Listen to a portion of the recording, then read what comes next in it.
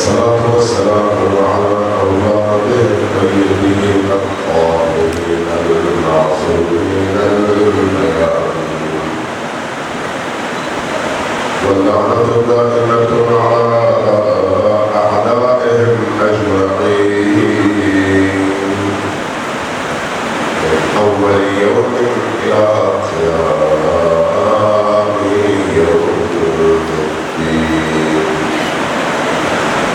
أما بعد فقد قال الحسين عليه الصلاة والسلام: إني لم أخرج أشيرا ولا بطرا ولا مفسدا ولا ظالما، بل خرجت لطلب الإصلاح في أمة جدي، أسير بسيرة جدي وأبي علي بن أبي طالب.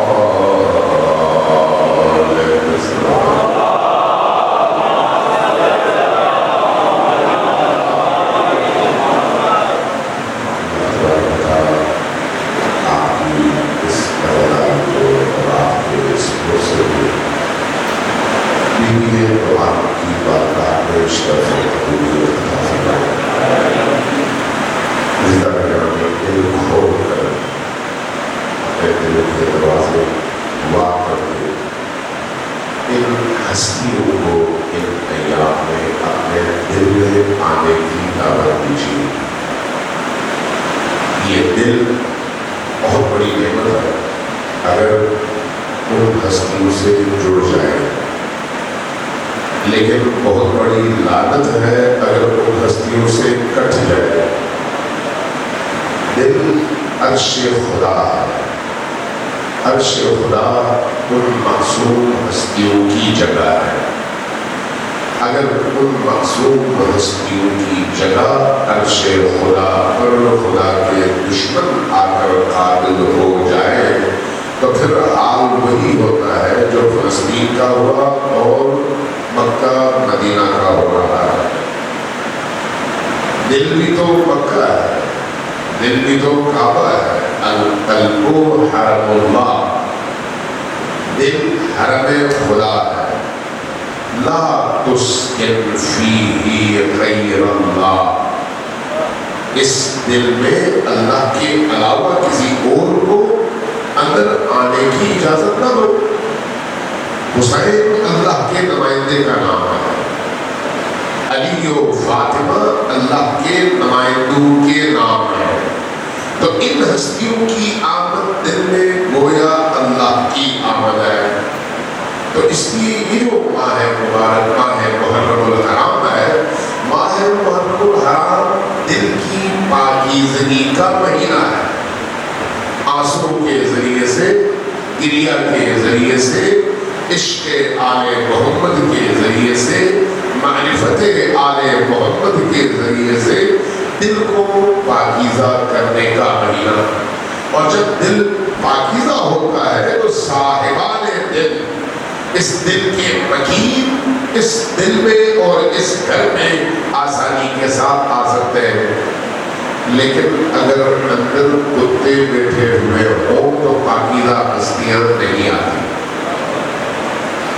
حقیقت ہے کائنات کی ایک بہت بڑی حقیقت ہے. آپ کے کہیں پر کوئی سانپ بیٹھا ہوا ہو، کوئی بچھو بیٹھا ہوا ہو، کوئی اور موذی جانور بیٹھا ہو، آپ قریب سے نہیں گزر رہے. یہ جو نجاستیں ہیں انسانی اخلاق کی، یہ نجاستیں دل کو جب آلودہ کر دیتی ہیں تو پھر اس دل میں پاک ہستیاں نہیں آتی. لہذا محرم الحرام میں کوشش یہ ہونی چاہیے کہ اس معرفت کے ذریعے سے، ادراک کے ذریعے سے، ان ہستیوں کی یاد کے ذریعے سے ہم اس گھر کو پاکیزہ رکھیں، جھاڑو دیتے ہیں. اس کا طریقہ ان ہستیوں کی یاد ہے، لیکن اس طرح سے یاد جس طرح سے انہوں نے طریقہ بتایا ہے. جس روایت اور حدیث کی میں نے تلاوت کیا ہے، کل بھی اس پر تھوڑی بہت بات کی کہ امام حسین علیہ السلام نے آج اگر عزاداری کی یہ محفل اور مجلس سجائی ہے تو یہ برکت حسین ابن علی ہے، برکت زینب سلام اللہ علیہا ہے، اور انسان کی سعادتوں کا دروازہ ہے اور یہ دروازہ انہوں نے ہم پر کھولا ہے۔ اگر انہوں نے ہم پر کھولا ہے تو ہمیں ان سے پوچھنے کی ضرورت ہے کہ آپ نے کیوں کھولا ہے، اور اس کی بتائی ہوئی بات، گفتگو اور فرمان کے مطابق پھر ہمیں اس کھلے دروازے سے داخل ہونا ہے اور وہ کرنا ہے جو ان کا حکم ہے اور ان کی مشیت ہے۔ لہذا جب ہم امام حسین علیہ السلام سے پوچھتے ہیں تو فرماتے ہیں کہ انی لم اخرج اشیرا ولا بطرا ولا مفسدا ولا ظالما بل خرجت لطلب الاصلاح فی امتی جدی، اپنے جد کی امت کی اصلاح کے لیے۔ وہ اصلاح کیا ہے؟ کس چیز سے اصلاح؟ وہ جو ہمیں انہوں نے رستہ بتایا کربلا کے انہی 10 دنوں میں جو کچھ کربلا میں کربلائیوں نے کیا ہے، اگر اسی کو دیکھ لے تو پتہ چل جاتا ہے کہ وہ کیا چاہتے ہیں، وہ اپنے ماننے والوں کو کس مقام پر دیکھنا چاہتے ہیں۔ کربلا کی تحریک امر بالمعروف اور نہی عن المنکر کی تحریک ہے، اور امر بالمعروف اور نہی عن المنکر قرآنی ان اصولوں کا نام ہے جن پر دین کی عمارت قائم ہے۔ اگر امر بالمعروف اور نہی عن المنکر کو آپ چھوڑ دیں تو دین کی عمارت دھڑام سے نیچے گر جاتی ہے۔ یعنی اگر دین کی عمارت کو آپ نے قائم رکھنا ہے تو اس کی بنیاد امر بالمعروف ہے، اس کی بنیاد نہی عن المنکر ہے۔ قرآن میں دیکھیے امام حسین علیہ السلام قرآن سے جدا تو نہیں ہے، انہوں نے جو اپنا ہدف بتایا ہے وہ ہدف قرآنی ہدف ہے۔ قرآن کیا کہتا ہے؟ قرآن کہتا ہے کنتم خیر امۃ اخرجت للناس تأمرون بالمعروف وتنہون عن المنکر، تم بہترین امت ہو تب جب یہ کام کرو۔ وَأَنْتُمْ خَيْرَ أُمَّةٍ أُخْرِجَتْ لِلنَّاسِ، یہ تمام عالم بشریت کے لیے تمہیں اللہ نے اٹھایا ہے اور تمہارے کندھوں پر یہ ذمہ داری ڈالی ہے۔ اسی ذمہ داری کا پرچم لے کر اسے کرنا نہیں ہے۔ وہ کیا ہے ذمہ داری؟ اخرجت للناس، تاکہ لوگوں کو آپ جگا سکے، لوگوں کو بیدار کر سکے، لوگوں کو ان کے اصل کی طرف واپس لوٹا سکے۔ کیسے؟ تأمرون بالمعروف وتنہون عن المنکر، امر بالمعروف کے ذریعے سے اور نہی عن المنکر کے ذریعے سے۔ گویا اگر امر بالمعروف چھوٹ جائے، نہی عن المنکر چھوٹ جائے تو ان دو فریضوں کے چھوٹنے کے بعد آپ خیر امت نہیں رہتے، آپ شر امت بن جاتے ہیں۔ یہ قرآن کہتا ہے، اور امام حسین کہتے ہیں کہ جو کہ امت شر میں تبدیل ہو چکی ہے، اس لیے میں اس امت کو خیر میں تبدیل کرنے کے لیے امر بالمعروف اور نہی عن المنکر کا فریضہ لے کے لیتا ہوں۔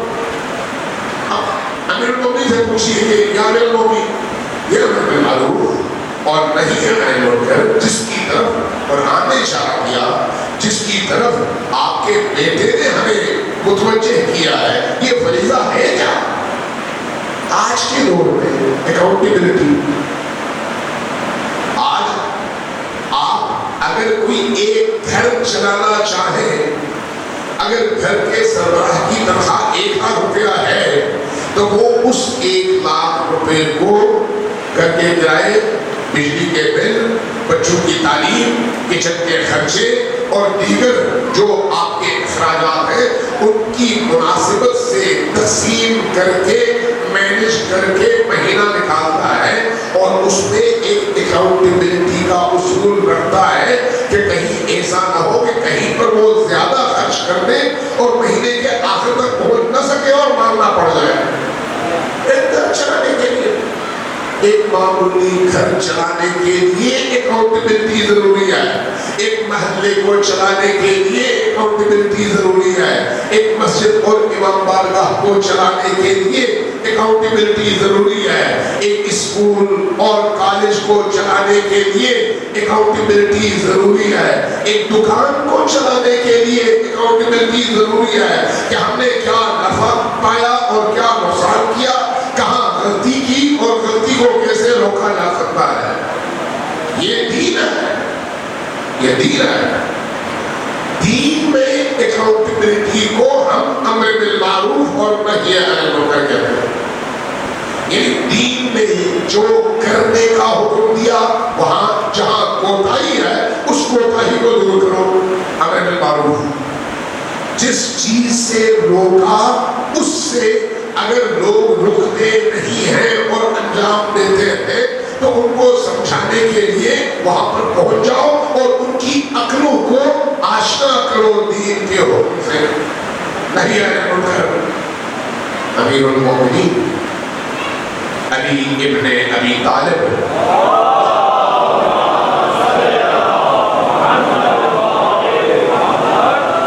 ایک عجیب جملہ فرماتے ہیں عامروا بالمعروف ونہوا عن المنکر.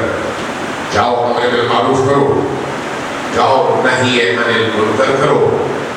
اگر تم نے ان دو فریضوں کو ترک کر دیا, ان دو ذمہ داریوں کو ترک کر دیا تو کیا ہوگا؟ یسلطن اللہ علیکم شرارکم فَيَدْعُوا خِيَارُكُمْ فَلَا يُسْتَجَابُ لَهُمْ. جب تم نے ایک معاشرے کے اندر دین کے احکام کے نفاذ میں ترویج میں کوتاہی کی اور امر بالمعروف کو چھوڑا, نہی عن المنکر کو چھوڑا, تو تمہاری زندگی کے تمام شعبوں میں اللہ تم پر وہ بدترین لوگ مسلط کر دے گا کہ جن کے آنے کے بعد تمہارے اچھے لوگ گڑ گڑائیں گے, روئیں گے, چیخیں گے, ہاتھ اٹھائیں گے, اللہ سے دعا کریں گے بار اللہ کتنے برے لوگوں میں ہم پھنس گئے ہیں, لیکن اللہ ان کی رونے والی دعائیں قبول نہیں کرے گا. دعا قبول نہیں کرے گا. کیوں قبول نہیں کرے گا؟ اس لیے کہ ان بدترین لوگوں کے تسلط کے ذمہ دار کوئی باہر کے لوگ نہیں ہے, خود آپ ہیں. ایک محلے کا بھی یہی اصول ہے, ایک مسجد کا بھی یہی اصول ہے, ایک امام بارگاہ کا بھی یہی اصول ہے, ایک گھر کا بھی یہی اصول ہے.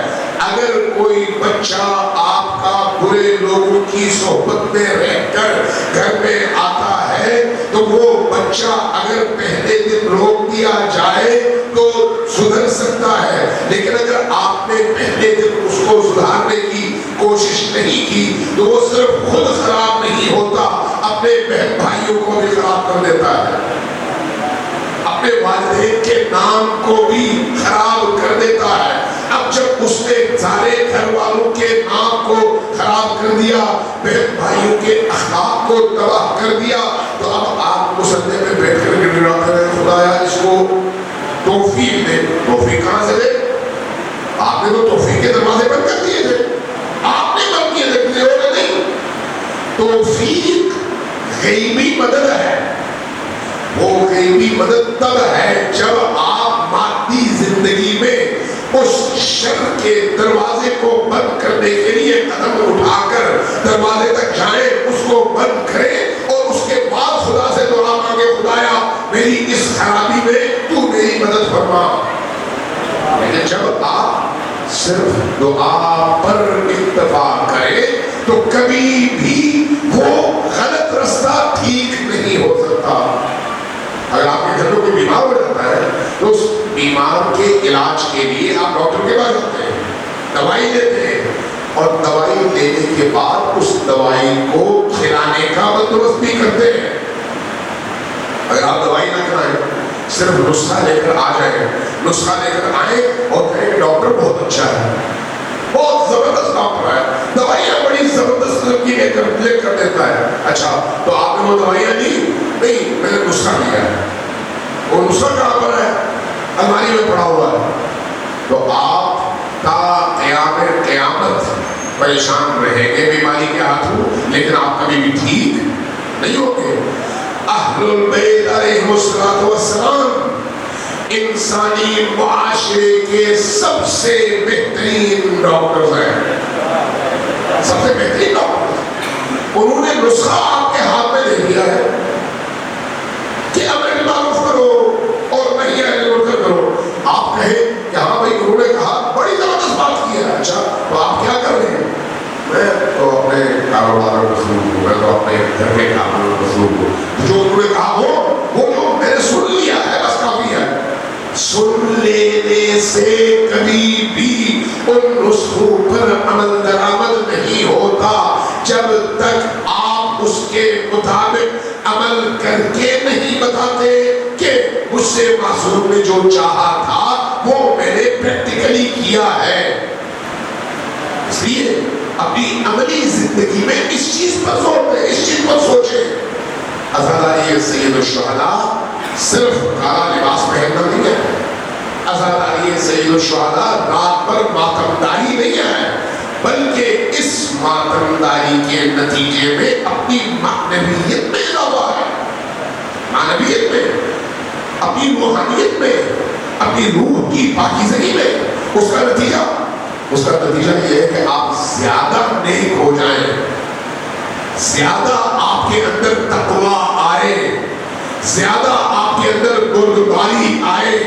جو جتنا زیادہ نیک ہوتا ہے اس کا صبر کا پیمانہ اتنا بلند ہوتا ہے، جو جتنا زیادہ خدا پرست ہوتا ہے وہ اتنا زیادہ اپنے فیض و غضب پر حاوی ہوتا ہے، جو جتنا زیادہ اللہ کے قریب تر پہنچتا ہے وہ اتنا زیادہ اپنی حیوانی خواہشات کو کنٹرول کرتا ہے، جو جتنا زیادہ اللہ کے قریب تر ہوتا ہے وہ اتنا زیادہ اللہ کے بتائے ہوئے رستوں سے اپنی روحانی لذتیں حاصل کرتا ہے۔ اب مجھے بتائیے کہ ہم میں سے کتنے لوگ ہیں جنہوں نے نماز کے سجدے میں سر زمین پر رکھ کر گریہ کیا ہے اور اللہ کی بارگاہ میں رو کر اپنے آپ کو پیش کیا ہے؟ کتنے لوگ؟ ذرا اپنی ماضی، اپنے زندگی کے ماضی کی طرف دیکھیے، کیا زندگی میں ایسے مراحل آئے کسی مصیبت کی وجہ سے، کسی سختی کی وجہ سے، کسی امتحان کی وجہ سے رونا ہو رہا ہے، لیکن عبودیت اور بندگی میں پگھل کر اللہ کی بارگاہ میں اشک بہانا ہو رہا ہے؟ مجھے یاد نہیں ہے آپ کے پاس میں نے یہ واقعہ نقل کیا تھا، امیر المومنین کی جو راتوں کی رمش کی سنت تھی۔ کیسی سنت تھی؟ راتوں میں مناجات کے ذریعے سے امیر المومنین اللہ کی بارگاہ میں گریہ کروایا کرتے تھے۔ یہ گریہ کیوں تھا؟ امیر المومنین نے کوئی گناہ کیا تھا؟ نہیں، وہ ان کے مقام کا تقاضا ہے کہ اللہ کی عبودیت اور بندگی کے جس مقام پر وہ ہے وہاں پر وہ تڑپتے ہوئے اپنے رب کی بارگاہ میں سجدہ رہے ہو۔ نبی کریم کے حوالے سے روایات میں شیعہ اور سنی دونوں نے نقل کیا ہے کہ عائشہ کے گھر سے آدھی رات اپنی نیند سے اٹھے اور باہر نکلے۔ عائشہ کہتی ہے کہ مجھے پریشانی ہوئی کہ کہیں آج نبی کریم کی نیت بدل گئی ہے، کسی اور بیگم کے گھر جا رہے ہیں۔ پیچھے چل پڑے، دیکھا نبی کریم اپنے حجرے سے نکلے، یہ 2 فرمان کا فاصلہ طے کیا اور چلے گئے بقیع کے قبرستان میں، قبور کے درمیان بیٹھ گئے، قبلہ رخ ہوئے، پیشانی زمین پر رکھی اور اس کے بعد گریہ کرتے ہوئے یہ جملہ فرمایا الہی لا تکلنی الی نفسی طرفۃ عین ابدا، اللہ مجھے ایک لمحے کے لیے بھی اپنے نفس اور اپنی خواہش کی مرضی پر نہ چھوڑنا۔ اور نبی خاتم، وہ کائنات کی روح ہستی، وہ کائنات کی افضل ترین ہستی جس کی راتیں ایسی راتیں ہیں۔ امام حسین علیہ السلام کی دعائیں دیکھیں، آپ کو محسوس ہوگا۔ امیر المؤمنین کی جو مسجد کوفہ کی دعا ہے، ذرا جا کر مفاتیح کھولیے، مناجات مسجد کوفہ امیر المؤمنین کی اٹھا کر دیکھیے، آپ کو محسوس ہوگا کہ امیر المؤمنین جس مقام پر ہے اس مقام پر رہتے ہوئے اللہ کی بارگاہ میں جب پیشانی زمین پر رکھتے ہیں تو کس طرح سے گڑ گڑاتے ہیں۔ یہ کیا ہے؟ یہ تربیت ہے، اپنے نفس کی تربیت۔ ہمیں بھی بتا رہے ہیں کہ دیکھو اگر میں ایسا ہوں تو تم میرے شاگرد ہو تو تمہیں بھی ایسا ہونا چاہیے۔ امیر المؤمنین کی محفل میں جو لوگ بیٹھے ہیں، اگر انہوں نے امیر المؤمنین سے صرف نسخہ لیا تو پھر خوارج کی شکل میں کہیں نہ کہیں وہ معاشرے میں اٹھے، لیکن اگر نسخے سے انہوں نے دوا بنائی اور دوا کھائی تو پھر بیسن اور عمار یاسر بنے۔ اس لیے یہ ذہن میں رکھیے گا صرف نسخہ لینا کافی نہیں ہے۔ عزاداری سید الشہداء ہمارے اندر کے انقلاب کا نام ہے۔ عزاداری سید الشہداء ہمارے اندر روح میں تبدیلی کا نام ہے، اور روح کی اس تبدیلی کے لیے حسین کے ہدف کو سمجھیے کہ ہدف کیا ہے۔ اس لیے زینب سلام اللہ علیہ کا کردار دیکھیں، امام حسین علیہ السلام کا کردار دیکھیں۔ ایک جملہ بڑا زبردست جملہ حسین ابن علی نے اپنے سفر کے دوران ہم جیسے انسانوں کو مخاطب کر کے ارشاد فرمایا ہے۔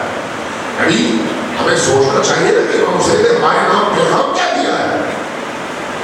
ہم امام حسین کے پرچم کو ذرا سوچیے، عقل سے سوچیے، ذرا دل تھام کر سوچیے۔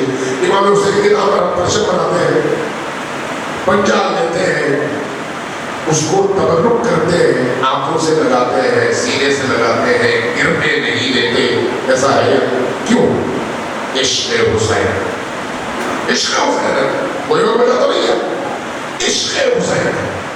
عشق حسین کی وجہ سے اس پرچم کو، اس علم کو جو کہ امام حسین علیہ السلام کی نشانی ہے، اس کو ہم اتنے احترام سے رکھتے ہیں، گرنے نہیں دیتے، اور سارا سال کسی اونچی جگہ رکھتے ہیں۔ ایسا ہے یا نہیں؟ اور جب کبھی ہمیں موقع ملتا ہے اٹھا کر اپنی آنکھوں سے لگاتے ہیں، اپنے بدن سے لگاتے ہیں، تبرک کرتے ہیں۔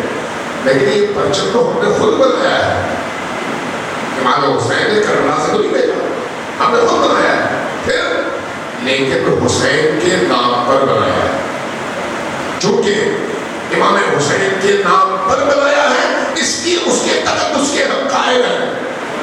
اگر امام حسین کے نام سے بنائے جانے والے پرچم میں اتنا تقدس آ جاتا ہے تو امام حسین نے جو کلام عالم بشریت کی ہدایت کے لیے ہم تک پہنچایا ہے، اس کلام کے تقدس تک ہم کیوں نہیں پہنچتے؟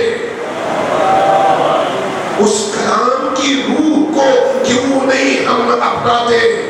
اس کلام کو ہر روز ہم اپنے قدموں تلے روند کیسے دیتے ہیں؟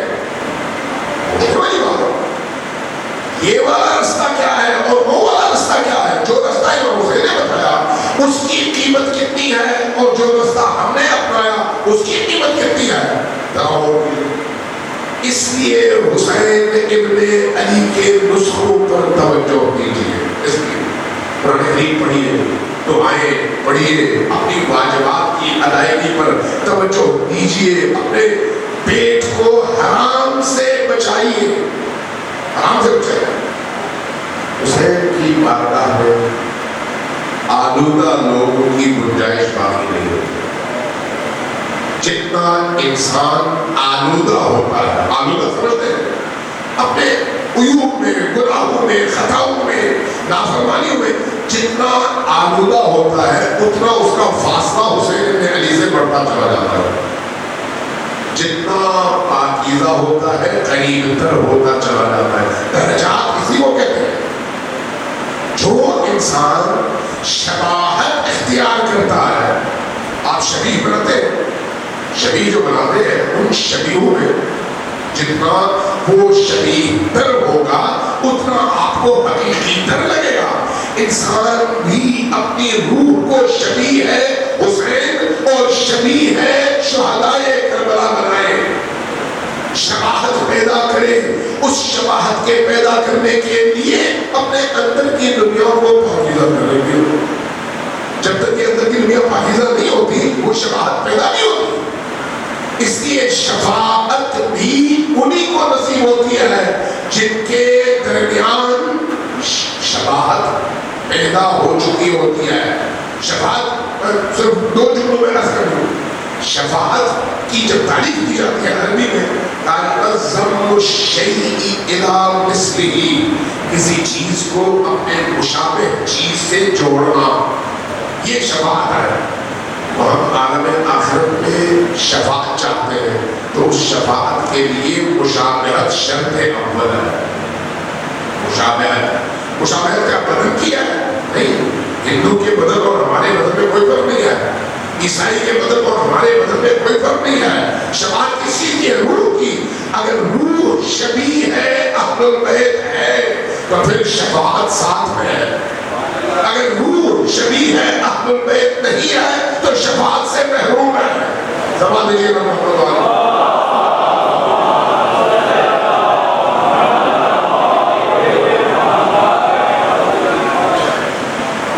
ایک دو پھر ذرا سوال دیجیے۔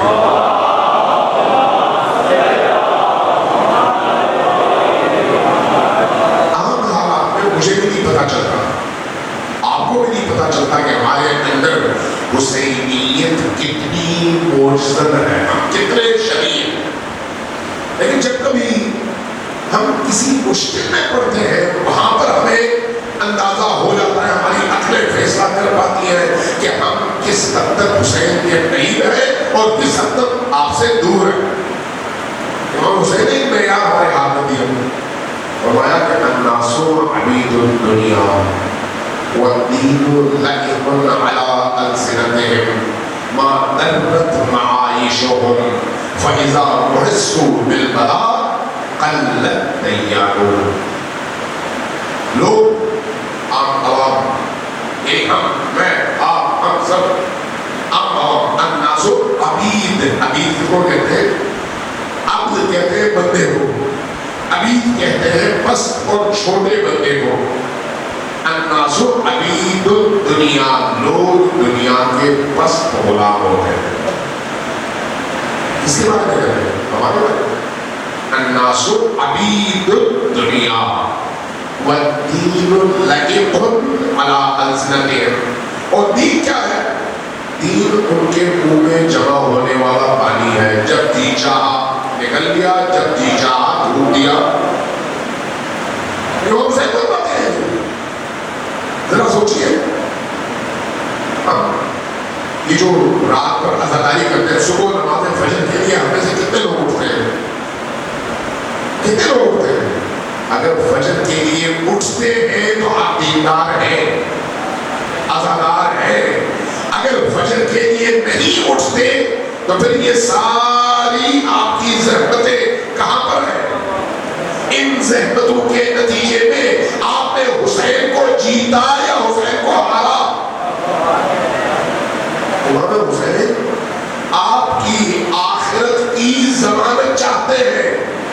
امام حسین ان لوگوں کو پسند کرتے ہیں جن کی آنکھیں ایک بار اشک بار ہو جائیں لیکن وہ واجبات خدا کو ترک نہ کرے، فرائض خداوندی کو ترک نہ کرے، جو حرام ہے اس میں مبتلا نہ ہو، جو حلال ہے اس سے محروم نہ رہے۔ یعنی دین خدا کا نفاذ دوسروں پر نہیں، خود اپنے آپ، خود اپنے آپ۔ لیے ذرا دیکھیے الناس حمید الدنیا والدین لائق علی السنتہم، اور دین کیا ہے؟ ان کی زبان اور ان کے منہ میں جمع ہونے والا پانی، جس کو بعض اوقات آپ لعاب کہتے ہیں اور بعض اوقات آپ تھوک کہتے ہیں۔ ما درت معائشہم، جب تک ان کی عیش عشرت چلتی رہے تو دین ٹھیک ہے۔ وہ کہتا ہے حسین ابن علی، حسین ابن علی فرماتے ہیں جب تک ان کی عیش و عشرت چلتی رہے، جب تک ان کے مزے چلتے رہے، اس وقت دین ٹھیک ہے۔ لیکن جب کبھی ان کے عیش و عشرت اور ان کے ناز و نعمت اور ان کے نخروں کو دین روکے تو وہیں پر وہ دین کو ایسے تھوک دیتے ہیں جیسے منہ سے پانی آپ تھوک دیتے ہیں۔ وَالدِّينُ لَائِقٌ عَلَىٰ أَلْسِنَتِهِمْ مَا دَرَّتْ مَعَائِشُهُمْ فَإِذَا مُحِسُّوا بِالْبَلَاءِ قَلَّتْ أَيَّامُهُمْ، جب انسان آزمائش کی پٹی میں کھڑا ہو جاتا ہے تو وہاں پر اس کا پتہ چلتا ہے کہ دین اس کے اندر کتنا ہے، کتنا ہے۔ خود حسین ابن علی کی پوری تاریخ، کربلا کی پوری تاریخ اس روایت اور حدیث کی زندہ مثال ہے۔ لاکھوں صحابہ موجود تھے، لاکھوں صحابہ، اور ان میں تابعین تھے، تبع تابعین تھے، ہزاروں حافظان قرآن موجود تھے۔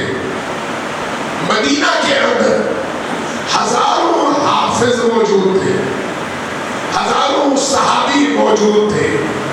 صحابی کو جو اتنا احترام ہے نبی کی وجہ سے ہے، لیکن نبی کے دین کو جب خطرہ ہو اور اس خطرے کے مقابلے کے لیے وہ کھڑا نہ ہو سکے تو پھر حسین اکیلے رہ جاتے ہیں، حسین اکیلے رہ جاتے ہیں۔ اس لیے آپ دیکھیں کہ حسین علیہ السلام نے جب مدینہ سے قیام کیا اور چل پڑے تو آپ کو روکنے والے بڑے ملے، لیکن ساتھ چلنے والے کتنے ملے؟ ساتھ چلنے والے کتنے ملے؟ جبکہ سب یہ کہتے تھے کہ آپ غلط سفر پر جا رہے ہیں، اس میں آپ کی جان کو خطرہ ہے۔ تو جان کی خطرہ کس لیے ہے؟ جان کو خطرہ دین کی وجہ سے۔ تو دین کی وجہ سے اگر جان کو خطرہ ہے تو دین قیمتی ہے یا جان قیمتی ہے؟ کائنات میں حسین ابن علی نے اپنے کربلا کی تحریک کے ذریعے سے تمام عالم بشریت کو یہ میسج دیا ہے کہ رسول کے نواسے کی حیثیت سے کائنات کا قیمتی ترین انسان میں ہوں، اور میری یہ جان اس دین پر قربان ہے جو مجھ سے زیادہ قیمتی ہے۔ میری کا پیغام یہ ہے، اب اگر اس دین کو نقصان پہنچ رہا ہو اور اس نقصان کو لوگ دیکھیں اور اس کے باوجود آنکھیں کھولیں، خاموشی کے ساتھ گزر گئے، اگر یہ میری تو دال روٹی چل رہی ہے، مجھے کیا فرق پڑتا ہے کہ میں خواہ ان پنگوں میں پڑا رہوں، پنگا لوں، مجھے کیا فرق پڑتا ہے اگر معاشرے کے اندر طوفان بدتمیزی اٹھا ہوا ہے اور منکرات کو ترویج دی جا رہی ہے، حرام کو عام کیا جا رہا ہے، مجھے کیا فرق پڑتا ہے؟ میرا مذہب اور میرا دین تو محفوظ ہے۔ نہیں، آپ کا دین محفوظ نہیں ہے۔ امر بالمعروف آپ کو بتا رہا ہے کہ جب آپ ایک معاشرے کے اندر جیتے ہیں، ایک شہر کے اندر جیتے ہیں، ایک ملک کے اندر جیتے ہیں، ایک نظام کے اندر جیتے ہیں، تو آپ کی مثال کشتی کے ان مسافروں کی سی ہے جو ساتھ مل کر ایک منزل کی طرف جا رہے ہیں۔ اب اگر کوئی یہ کہے کہ ٹھیک ہے ہم سب اپنی اپنی جگہ آزاد ہیں اور ہر ایک اپنے نیچے کی سیٹ سے سوراخ کرنا شروع کر دے تو پھر وہ سارا معاشرہ ڈوب جاتا ہے سمندر میں۔ اس لیے کوئی بھی شخص آزاد ہونے کے باوجود دوسروں سے تعلق نہیں ہو سکتا۔ اس لیے اللہ نے امر بالمعروف کو فرض اور نہی عن المنکر کو واجب قرار دیا ہے. امر بالمعروف آپ کی ذمہ داری ہے، میری ذمہ داری ہے. نہیں ہے منکر میری ذمہ داری ہے. میں مثال پہلے دے چکا ہوں، دوبارہ عرض کرتا ہوں، چونکہ یہ بیماری ایسی ہے. اگر میرے سامنے کسی کی غیبت ہوتی ہے تو میرا فریضہ کیا ہے؟ میرا فریضہ کیا ہے؟ سب سے پہلے یہ ذہن میں رکھیے گا کہ علی کی ولایت کا اقرار کرنے والوں کے پیچھے اگر آپ کوئی ایسی بات کرتے ہیں جو عیب ہے، جو خطا ہے، جو اس کی کوئی غلطی ہے جس کو وہ چھپا رہا ہے، اور آپ اس کو دوسروں کے سامنے بربلا کرتے ہیں، تو اس کو غیبت کہا جاتا ہے. اور یہ غیبت گویا اپنے مومن بھائی کا گوشت کھانا ہے. یہ قرآن کہتا ہے أَيُحِبُّ أَحَدُكُمْ أَن يَأْكُلَ لَحْمَ أَخِيهِ. کیا آپ میں سے کسی کو یہ اچھا لگتا ہے کہ وہ اپنے بھائی کا، مردہ بھائی کا گوشت کھائے؟ دوسروں کی غیبت گوشت کھانا ہے. مجھے یہ بتائیں کہ ہم کیا اس بیماری سے اپنے آپ کو بچا پاتے ہیں؟ اگر نہیں بچا پاتے تو جب کوئی شخص غیبت کر رہا ہوتا ہے تو اس وقت ہم مزے لے لے کر سنتے ہیں یا نہیں سنتے، یا روکتے ہیں؟ اگر روکتے ہیں تو آپ مومن ہیں، اور اگر روکتے نہیں ہیں تو یقین جانیے اگر آپ کے اوپر سے پردہ ہٹ جائے تو محسوس ہوگا، دیکھیں گے آپ کہ آپ کے منہ میں اپنے مردہ بھائی کا گوشت ہے. یہ میں نہیں کہہ رہا، یہ رسول پاک ہوگا. ام المؤمنین عائشہ کے ساتھ گزر رہے تھے، چھوٹے سے قد کی خاتون کا گزر ہوا. عائشہ نے کہا کہ یا رسول اللہ دیکھیے کتنی ٹھیکنی سی خاتون ہے، بستہ قد. یہ اہل بیت کی تعلیمات ہے. کہا یہ بستہ قد خاتون جا رہی ہے، رسول کریم بدنام ہو. کہا کہ عائشہ ذرا تھوکو. عائشہ نے زمین پر تھوکا، ان کے منہ سے گوشت کے چھوٹے چھوٹے ٹکڑے نکل آئے اور خون تھا ساتھ میں. جو کہ رسول ہے، رسول نے پردہ ہٹا دیا. جب یہ دیکھا تو پریشان ہوا. کہا کہ یا رسول اللہ یہ کیا ہو گیا؟ میں نے تو کچھ نہیں کیا تھا، میرے منہ سے خون اور گوشت کے ٹکڑے نکلے. فرمایا سورہ حجرات میں تم نے نہیں پڑھا لا یغتب بعضکم بعضا، تم میں سے بعض دوسرے بعض کی غیبت نہ کرے. اگر ایسا کرو گے تو یہ اپنے مردہ بھائی کا گوشت کھانا ہے. تو کب پتہ چلے گا؟ جب پردہ ہٹے گا. اگر پردہ ہٹ جائے تو مجھے نہیں معلوم ہم یہاں پر کتنے انسان ہوں گے اور کتنے حیوان ہوں گے. میں خود پتہ نہیں کیا ہوگا. اپنے اندر جھانک کر دیکھیے، حسین کا ذکر انسان کو حیوانیت سے نکالتا ہے. حسین کی محبت انسان کو حیوانیت سے نکالتی ہے. امام زین العابدین علیہ السلام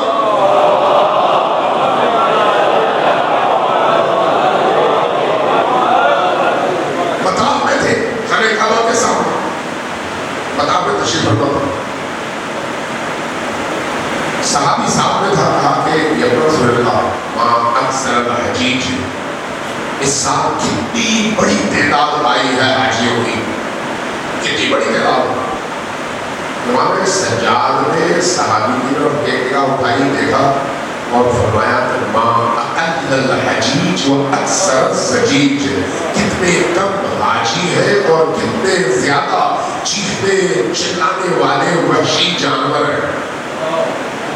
پریشان ہو رہا. کہا کہ یا رسول اللہ مجھے سمجھ نہیں آئی آپ نے کیا فرمایا.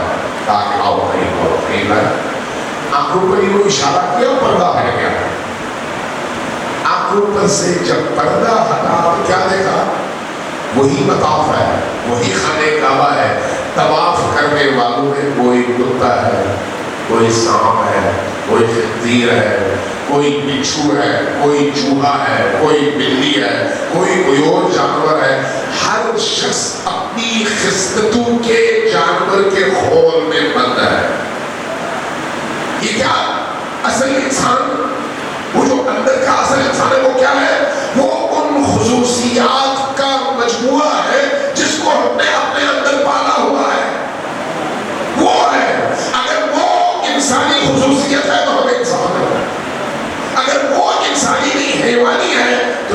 حیوان کی خصوصیت ہمارے اندر ہے، ہم وہ حیوان ہیں، اندر سے حیوان ہے، باہر سے انسان ہے، لیکن اگر پردہ ہٹ جائے تو پتہ چلے گا کہ ہم اندر سے کیا ہے۔ اس لیے سید الشہداء کا ذکر، سید الشہداء کی محفل انسان کے اندر موجود ان خصوصیات کے خاتمے کا ذریعہ ہے، ان حیوانی صفات کو صاف کر کے اس حیوان کو انسان بنانے کا ذریعہ ہے۔ لہذا جب ہم قضاء سید الشہداء میں آتے ہیں تو ہمیں اس شعور کے ساتھ آنے کی ضرورت ہے، وضو کر کے عبادت سمجھ کر سننے کے لیے، اور صرف سننا نہیں بلکہ عمل کرنے کے حوالے سے ارادہ کر کے، اور جب ہم دین کے فہم کے لیے آئیں گے تو یقین جانیے اس نیت کی وجہ سے حسین بن علی کی ہمیں توفیقات شامل ہاتھ دیں گی اور رستہ کھلے گا، ہم آہستہ آہستہ ترقی اور تکامل کی طرف آگے بڑھتے چلے جائیں گے۔ ضرور نجیب محمد والے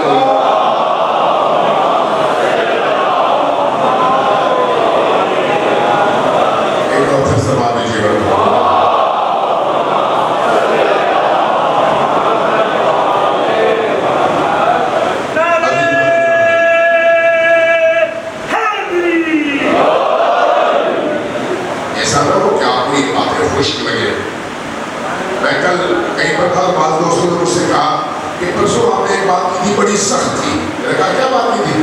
انہوں نے وہ بتائی مجھے کہ آپ کو فلاں بات نہیں تھی۔ میں سوچ میں پڑ گیا، میں نے کہا اگر یہ بات اتنی سخت ہے تو پھر قرآن کتنا سخت ہے، پھر ائمہ کی سیرت کتنی سخت ہے، وہاں پر اگر یہ سخت ہے تو پھر ہم ائمہ کی بارگاہ میں حاضر ہونے کا تصور کیسے کر سکتے ہیں؟ پورا قرآن یا منہیات پر یا واجبات اور فرائض پر مشتمل ہے، اور پوری سنت نبوی اور سنت ائمہ، سیرت ائمہ ان دو اصولوں پر کھڑا ہے۔ اس لیے صادق آل محمد نے جب اپنے شیعوں کو دیکھا تو فرمایا کہ دیکھو ایسا نہ ہو کہ تمہیں دیکھ کر لوگ ہمارا مذاق اڑائیں، تمہیں دیکھ کر ہمارا مذاق نہیں اڑنا چاہیے، تمہیں ہمارے لیے عزت اور تکریم کا باعث بننا چاہیے، ذلت کا نہیں۔ کونوا لنا زینا ولا تکونوا علینا شیئا، ہمارے لیے باعث عزت بنو، ایسا کام کرو کہ لوگ تمہیں دیکھ کر کہیں یہ امام صادق کے شیعہ ہیں، ایسا نہ ہو کہ لوگ تمہیں دیکھ کر کہیں یہ امام صادق کے شیعہ ہیں۔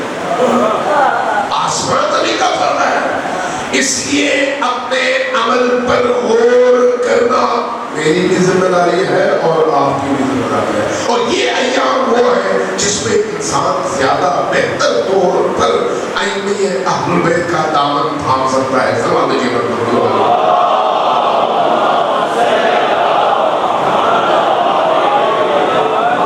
یہ باتیں آپ کو سخت تو نہیں لگ رہی؟ اگر کسی کو سخت لگ رہی ہے تو بتا دیں، میں اپنے الفاظ واپس دے دیں۔ سلام علیکم ورحمۃ اللہ۔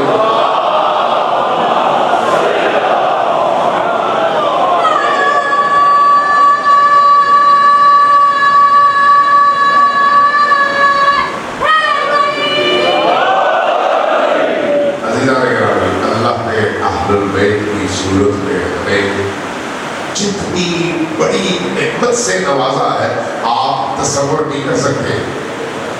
یہ ایسا ہی ہے جیسے کوئی مچھلی پانی کے اندر پانی کی نعمت کا اندازہ نہ لگا سکے، لیکن جب اس کو پانی سے نکال دیا جائے تو پھر جب اس کے تڑپنے کا عمل شروع ہو جاتا ہے تب اس کو پتا چلتا ہے کہ اہل بیت کتنی بڑی نعمت ہے۔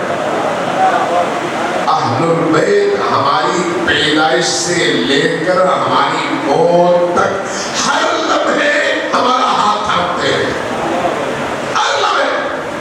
شرط یہ ہے کہ آپ اہل البیت کی طرف ہاتھ تو بڑھائیں۔ اہل البیت کی طرف اگر آپ ہاتھ بڑھانا چاہیں تو آپ کے ہاتھ کو پاک ہونا چاہیے، ہونا چاہیے۔ اگر ہاتھ حرام کے لقمے سے آلودہ ہو تو ہم ہاتھ بڑھانے کی ضرورت کر سکیں گے؟ اگر ہماری آنکھیں حرام کی عادی ہوں تو ہم اہل البیت کے چہروں کی زیارت کر سکیں گے؟ اگر ہمارا سینہ حرام کا عادی اور حرام کا مرکز بنے تو کیا ہمارا دل اہل البیت کی ان رحمتوں کا ادراک کرنے کی صلاحیت رکھے گا؟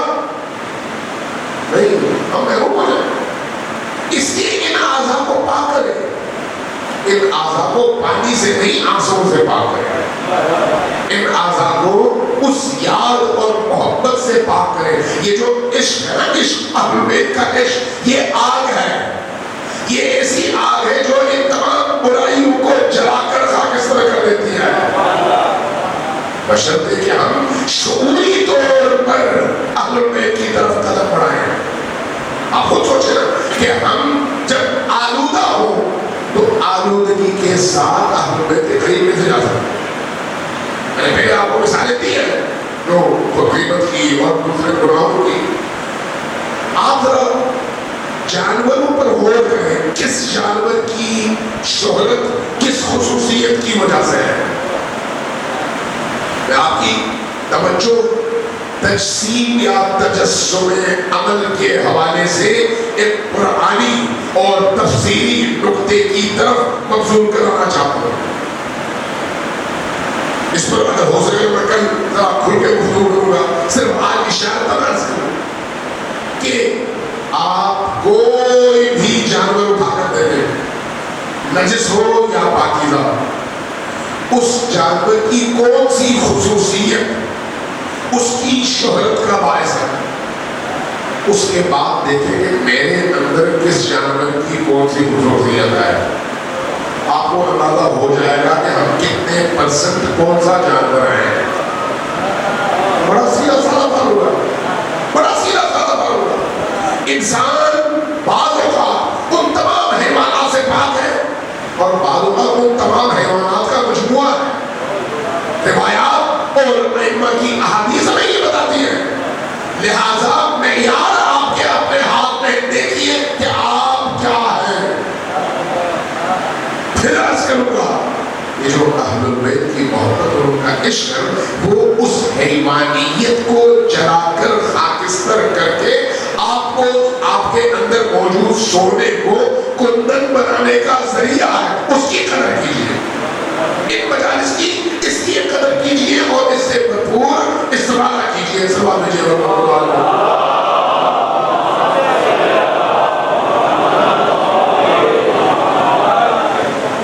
عزیزان کرام، جیسے جیسے دن آگے بڑھتے چلے جا رہے ہیں، غم، اندوہ اور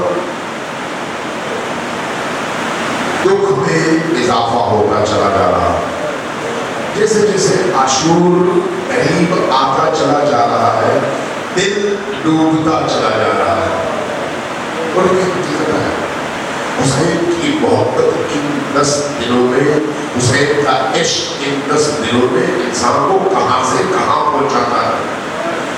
حسین رحمت خدا کے مصدر کا نام ہے، رحمت خدا کے مصدر کا نام، اور حسین کے بچے اس رحمت کو ہم تک پہنچانے کا ذریعہ ہے۔ اس لیے ان بچوں کو جب آپ یاد کرتے ہیں تو حسین کو خوشی ہوتی ہے۔ شاید مجھے نہیں معلوم، میں نے آپ کو وہ روایت سنائی ہے، یعنی امام احمد بن حنبل کی روایت ہے۔ احمد بن حنبل کہتے ہیں کہ اگر کوئی شخص حسین ابن علی اور آل حسین پر غم کی وجہ سے، دکھ کی وجہ سے، مسائل کی وجہ سے اپنی آنکھیں تر کر لیتا ہے تو اللہ اس پر جنت واجب کر دیتا ہے، اور اگر آنکھوں سے آنسو بہتے ہیں تو وہ جنت کا مالک بن جاتا ہے۔ اتنا آسان کر دیا ہے رب نے حسین کی وجہ سے جنت تک پہنچنا، اتنا آسان کر دیا۔ یہ ایام وہ ایام ہے جب انسان کربلا والوں کے دکھ کو یاد کر کے اپنے اندر کی دنیا کو نورانی کرتا ہے۔ امام حسین کی زندگی میں سب سے زیادہ عزیز فرد کون ہے؟ وہ جس کو شبیہ پیغمبر کہتے ہیں، شریعت ہے علی اکبر، وہ علی اکبر جس کے بارے میں تاریخ کہتی ہے کہ نبی کریم کے جمال کے دلدادہ اہل البیت جب کبھی تڑپتے تھے تو اس شہزادے کے چہرے کی طرف دیکھتے اور نبی کی یاد سے اپنی پیاس بجھاتے۔ وہ شہزادہ، ان کا بچپن، ان کی جوانی اور کربلا تک کا سفر، اس کو پڑھنے کی ضرورت ہے اور سمجھنے کی ضرورت ہے۔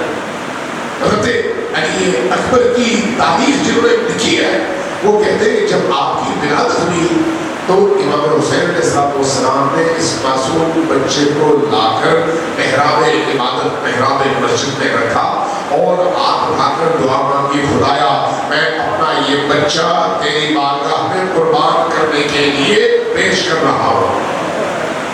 اور زینب صلی اللہ علیہ آئی، اس بچے کو اٹھا کر اپنے سینے سے لگایا اور فرمایا کہ والدہ اس بچے کو قربانی کے لیے تیار کرنے کی ذمہ داری میری ہے۔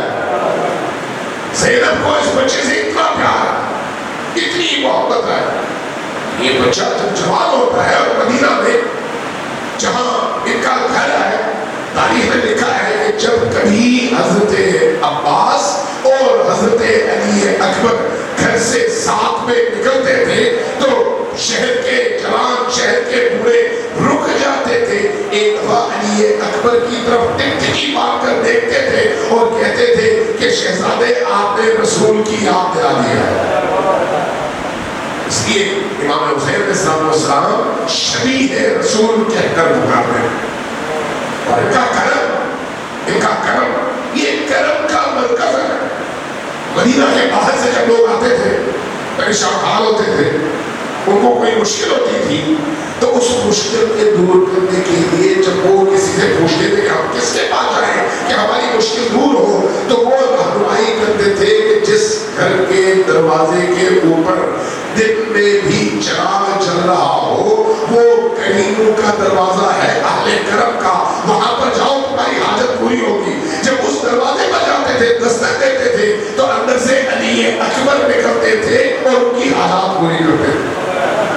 وہ علی اکبر جب کربلا کی طرف روانگی ہوئی، رستے میں ایک جگہ اچانک حسین ابن علی کی زبان مبارک سے کلمہ استرجاع نکلا، انا للہ و انا الیہ راجعون۔ جیسے یہ جملہ علی اکبر نے سنا، پوچھا بابا جان کیا بات ہے، آپ نے یہ کلمہ استرجاع پڑھا؟ فرمایا کہ میں نے حافظ غیبی کی آواز سنی ہے جو کہہ رہا تھا کہ یہ قافلہ موت کی طرف جا رہا ہے، تو اس لیے میں نے بے ساختہ انا للہ و انا الیہ راجعون پڑھا۔ جیسے کہ فرمایا، اس جوان بیٹے نے جواب میں کہا، مولا کیا ہم حق پر ہیں یا نہیں؟ اگر ہم حق پر ہیں تو پھر کیا فرق پڑتا ہے کہ موت ہم پر آ پڑے یا ہم موت پر جا پڑے؟ کربلا میں اس نوجوان نے ثابت کیا کہ حسین حق کے امام ہے اور حق کے رستے میں جان یوں دی جاتی ہے۔ ظہر عاشور یہ جوان خیمے سے نکل کر حسین ابن علی کی بارگاہ میں حاضر ہوتے ہیں اور کہتے ہیں بابا جان اب مجھے اجازت دیجیے میں شہادت کے لیے جا سکوں۔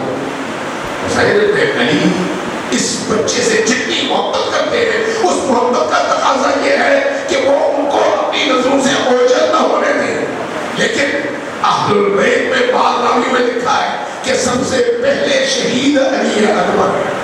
لہذا جب حضرت علی اکبر آئے تو امام حسین نے اجازت دی، اجازت دے کر فرمایا بیٹا حسین تمہیں زینب نے پالا ہے، جاؤ زینب سے اجازت لو، جاؤ اپنی بہنوں سے اجازت لو۔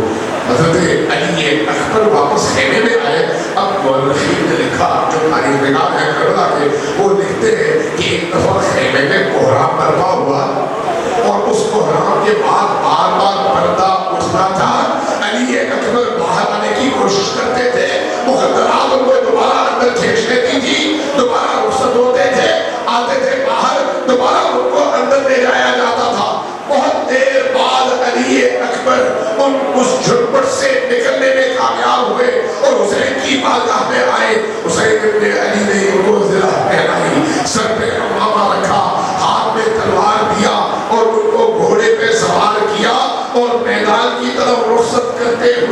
ایک جملہ فرمایا قد برز الیکم غلام اشبہ الناس برسول اللہ منطقا وخلقا وخلقا.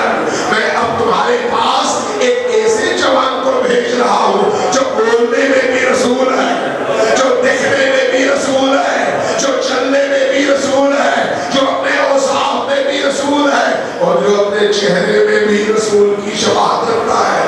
جب کبھی ہمارا دل تڑپتا تھا ہم اس جوان کو دیکھتے تھے, اب یہ جوان تمہاری طرف جا رہا ہے. یہ جوان میدان کربلا کی طرف گیا, کافی دیر آگے جانے کے بعد آہٹ محسوس کی, پیچھے مڑ کر دیکھا, کیا دیکھا؟ حسین کی کمر پر ہاتھ ہے اور پکارتے ہوئے آ رہے ہیں مہلا مہلا بیٹا اکبر ذرا آہستہ آہستہ ذرا آہستہ آہستہ چلو.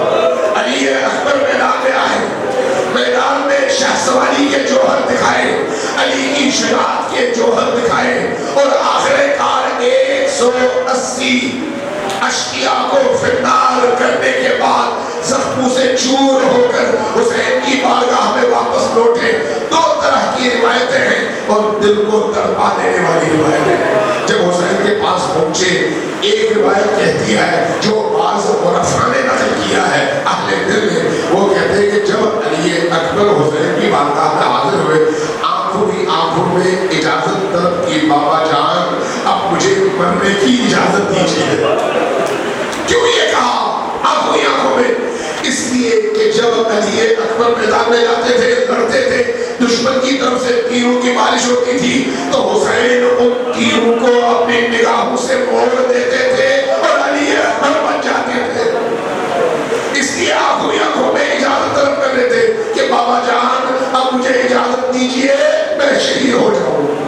اور دوسری روایت کہتی ہے کہ جب بابا کی خدمت میں حاضر ہوئے تو کہا بابا جان بہت تھک گیا ہوں, بس چند گھوٹ اگر پانی کی مل سکے نا, پھر آپ دیکھیے میں شجاعت کے کیسے جوہر دکھاتا ہوں.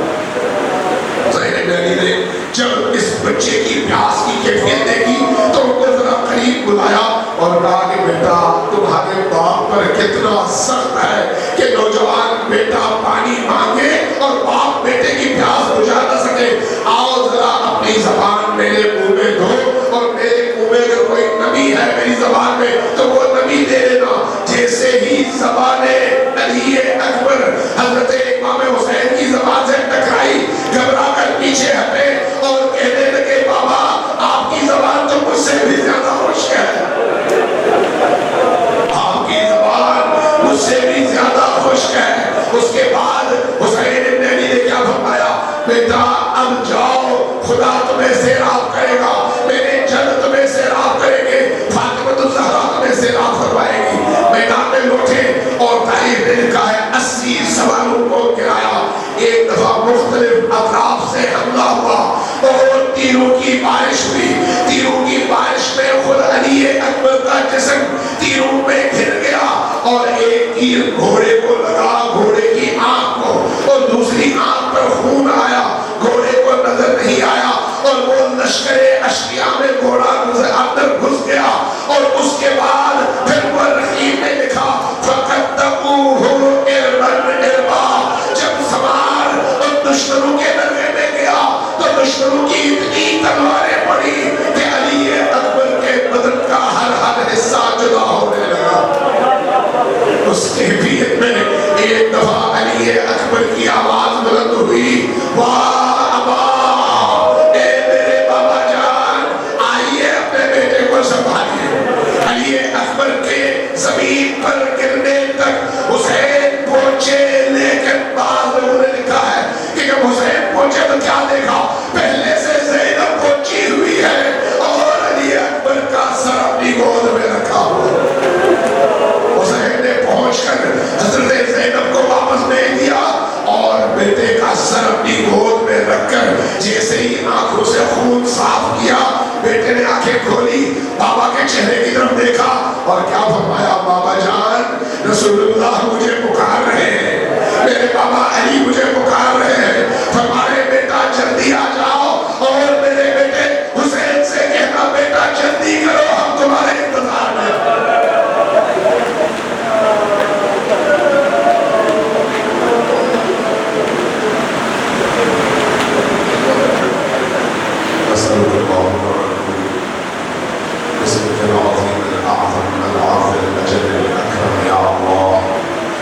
یا اللہ یا اللہ یا اللہ یا اللہ یا اللہ یا اللہ یا اللہ یا اللہ یا اللہ یا اللہ یا رحمان یا رحیم یا مقلب القلوب ثبت قلوبنا على دينك. خدایا ہماری اس پڑھنے کی عبادت کو اپنی عظیم بارگاہ میں شرف و عروج عطا فرما. اللہ ہمارے قلوب کو، ہمارے دلوں کو حسین ابن علی کے عشق سے آباد فرما. اللہ حسین اور مادر حسین کو ہم سب سے راضی فرما. اللہ ہمیں پاک ہونے کی توفیق عطا فرما. اللہ ہمارے دلوں کو انسانی دل بننے کی توفیق عطا فرما. اللہ ہماری روح کو انسانی روح بننے کی توفیق عطا فرما. ہمیں تمام حیوانی خواہشات اور حیوانی صفات سے آزادی نصیب فرما. اللہ محمد و آل محمد کا عشق، ان کی ولایت اور ان کی محبت ہم سب کو عطا فرما. اللہ قلب حسین کو ہم سب سے راضی فرما. اللہ جو لوگ صاحبان حاجت ہیں ان تمام لوگوں کی حاجات کو قبول فرما. جو لوگ بیمار ہیں سید الشہداء کے برکت سے ان کی بیماریوں کو دور فرما. اللہ جو لوگ محتاج ہیں آج کی اس مجلس میں موجود ہیں ان سب کے احتیاج اور ان کی ضرورتوں کو پورا فرما. اللہ جو لوگ بے اولاد ہیں انہیں اولاد صالح نصیب فرما. اللہ جو لوگ پریشان حال ہیں ان کی پریشانیوں کو دور فرما. اللہ ہم سب کو امام عصر کے سپاہی بننے کی توفیق